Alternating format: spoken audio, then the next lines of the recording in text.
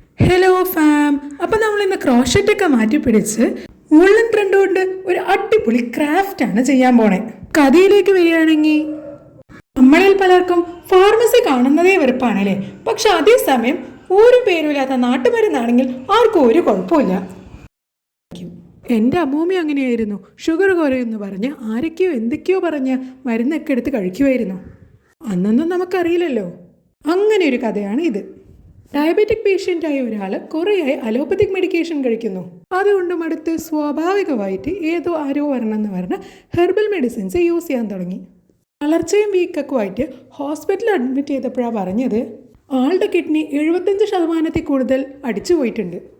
ഇത് ആ herbal മെഡിസിനിലുണ്ടായിരുന്ന high metal content മൂലമാണ്. ഇതൊക്കെ ആരെങ്കിലും അറിയുന്നുണ്ടോ? അങ്ങനെ പറഞ്ഞ് നമ്മുടെ ക്രാഫ്റ്റ് റെഡി ആയിട്ടുണ്ട്. ഭയങ്കര സിമ്പിളും പക്ഷെ എസ്തെറ്റിക് ലുക്കുള്ളതുമാണ്. നിങ്ങൾക്ക് ഇഷ്ടപ്പെട്ടോ എന്ന് ഒന്ന് കമൻറ്റിൽ അറിയിക്കണേ. ബൈ.